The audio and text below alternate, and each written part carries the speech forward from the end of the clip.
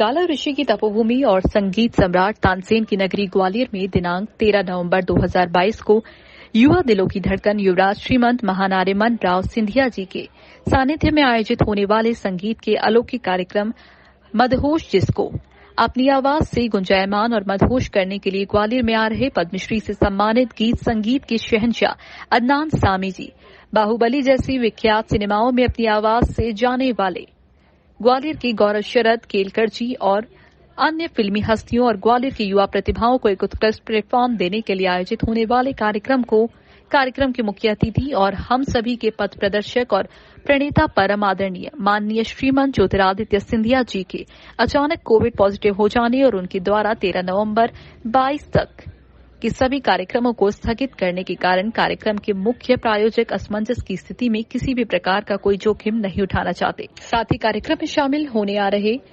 मुख्य कलाकार आदरणीय अदनान सामी और उनके अन्य सहयोगियों को जिस हवाई यात्रा से मुंबई से ग्वालियर 13 नवंबर 2022 को पहुंचना था, वह भी अचानक कैंसिल कर दिए जाने से और ज्यादा संभव हो गया है। ऐसी परिस्थितियों में उक्त कार्यक्रम आगामी दिनांक तक स्थगित किया जा रहा है। ये जानकारी बुधवार को कारजा एंटरटेनमेंट द्वारा आयोजित एक प्रेस वार्ता में दी गई। संगीतमय कार्यक्रम के मुख्य संयोजक श्री विरूपाक्ष कदम जी द्वारा बताया गया कि उक्त कार्यक्रम कुछ इंतजार के पश्चात एक नई उमंग और संगीत की तरंगों के साथ एक गरिमामयी और भव्यता के साथ ग्वालियर वासियों को मदहोश करने के लिए जल्द ही आयोजित किया जाएगा। इस प्रेस वार्ता में मदहोश शो के संयोजक श्री विरूपाक्ष कदम, कंपनी की डायरेक्टर अंजलि जादौन, लावण्य सक्सेना, वरुण सक्सेना, दिनेश चांककर, शशिकांत उपस्थित रहे।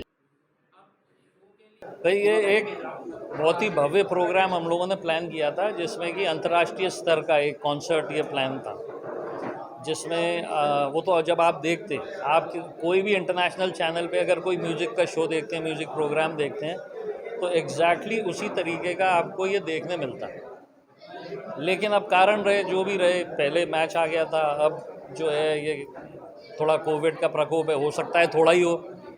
लेकिन अगर अचानक से बढ़ा तो उसमें वो बहुत बड़ी जवाबदारी होती है। तो वो सब चीज़ों को देखते हुए ही इसको स्थगित किया गया है। और थोड़ा बहुत जो एयरलाइन जो कैंसिल हुई हैं, तो उससे भी एकदम से बोझा आता है फाइनेंशियल, कि आपको वो सारी चीज़ों को निरस्त करके और दूसरी व्यवस्था करने में एक बहुत बड़ा खर्चा हो जाता है। तो वो सब चीज़ों को देखते हुए उसमें ज़्यादा टाइम लेके इसको और किसी बेहतर तरीके से फिर इसका आयोजन करने के भाई निर्णय, सभी का निर्णय था, क्योंकि कैंसिल तो आज कर सकते हैं, कर दो, उसमें कुछ लोगों का नुकसान होगा, हतोत्साहित होंगे। जो हमारे